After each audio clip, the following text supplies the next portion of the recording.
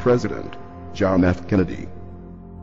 Ladies and gentlemen, the very word secrecy is repugnant in a free and open society, and we are, as a people, inherently and historically opposed to secret societies, to secret oaths, and to secret proceedings. We decided long ago that the dangers of excessive and unwarranted concealment of pertinent facts far outweighed the dangers which are cited to justify it. Even today, there is little value in opposing the threat of a closed society by imitating its arbitrary restrictions. Even today, there is little value in ensuring the survival of our nation if our traditions do not survive with it. And there is very grave danger that an announced need for increased security will be seized upon by those anxious to expand its meaning to the very limits of official censorship and concealment. That I do not intend to permit to the extent that it's in my control.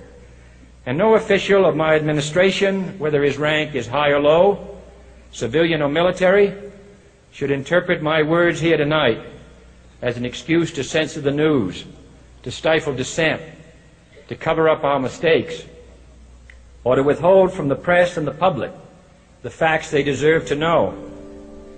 For we are opposed around the world by a monolithic and ruthless conspiracy that relies primarily on covert means for expanding its sphere of influence, on infiltration instead of invasion, on subversion instead of elections, on intimidation instead of free choice, on guerrillas by night instead of armies by day. It is a system which has conscripted vast human and material resources into the building of a tightly knit, highly efficient machine that combines military, diplomatic, intelligence, economic, scientific, and political operations. Its preparations are concealed, not published. Its mistakes are buried, not headlined. Its dissenters are silenced, not praised. Its dissenters are silenced, not praised.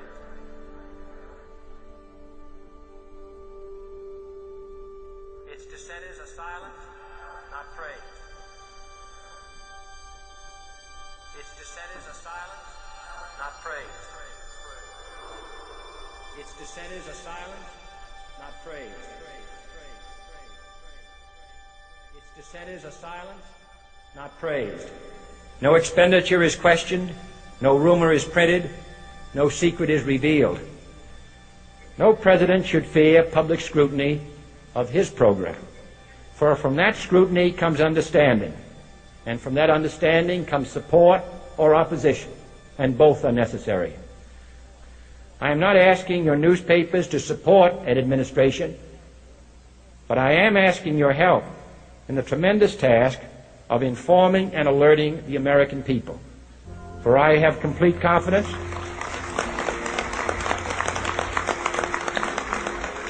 in the response and dedication of our citizens whenever they are fully informed. I not only could not stifle controversy among your readers, I welcome it. This administration intends to be candid about its errors. For as a wise man once said, an error doesn't become a mistake until you refuse to correct it. We intend to accept full responsibility for our errors, and we expect you to point them out when we miss them. Without debate, without criticism, no administration and no country can succeed, and no republic can survive. That is why the Athenian lawmaker Solon decreed it a crime for any citizen to shrink from controversy. And that is why our press was protected by the First Amendment, the only business in America specifically protected by the Constitution, not primarily to amuse and entertain, not to emphasize the trivial and the sentimental, not to simply give the public what it wants, but to inform, to arouse, to reflect, to state our dangers and our opportunities, to indicate our crises and our choices, to lead, mold, educate, and sometimes even anger public opinion. This means greater coverage and analysis of international news, for it is no longer far away and foreign, but close at hand and local. It means greater attention to improved understanding of the news, as well as improved transmission. And it means, finally, that government at all levels must meet its obligation to provide you with the fullest possible information outside the narrowest limits of national security. And so it is to the printing press, to the recorder of man's deeds, the keeper of his conscience, the courier of his news, that we look for strength and assistance, confident that with your help, man will be what he was born to be, free and independent.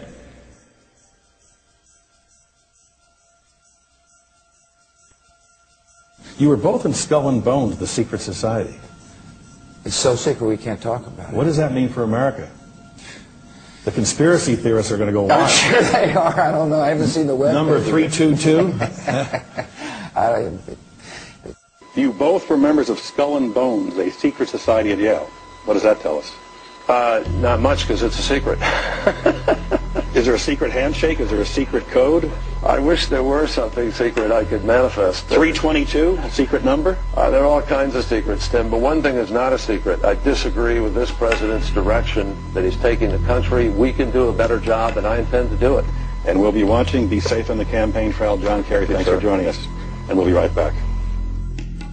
It's good to be back at the Council on Foreign Relations. As Pete mentioned, I've been a member for a long time and was actually a director for some period of time.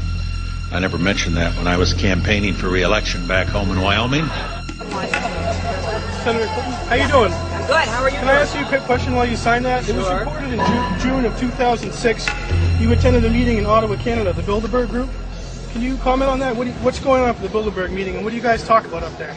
I have no idea what you're talking about. Yeah, you do. I was reported you were up there, and people saw you up there. I just want to know what you guys talk about and meet about up there. Sir, I don't know. Why are they such top secret meetings? I have no idea what you're talking Your about. husband went to a Bilderberg meeting too. I'm just wondering. I'm not being rude or anything. No, I just want to know what happens at these meetings. Well, since I wasn't there, I have no idea.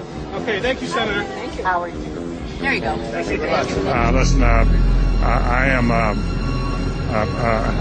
happy member of the Bohemian Grove. I like the folks who come there, and it's really inappropriate for me to talk about the group beyond that. Thank you. Have you been there for the ceremony with the cremation of care? Frankly, I don't think that's something I need to talk to you about.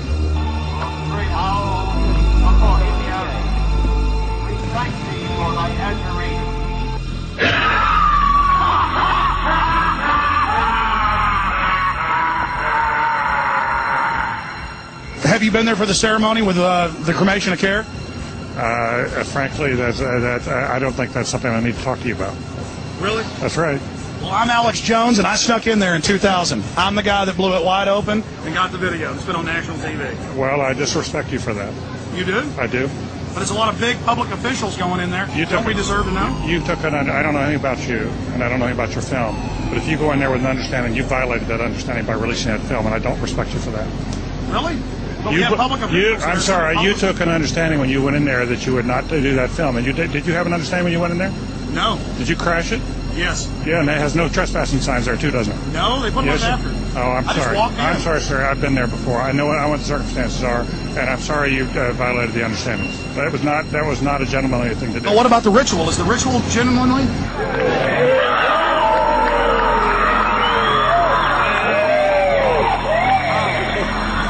Sir, everything. I don't owe you this comment. I know.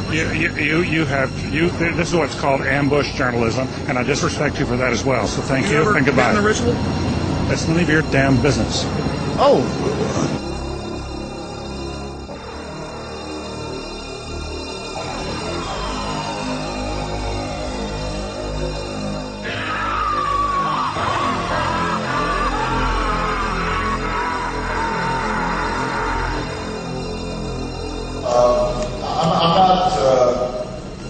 The Council on Foreign Relations, I don't know if I'm an official member. I've spoken there before.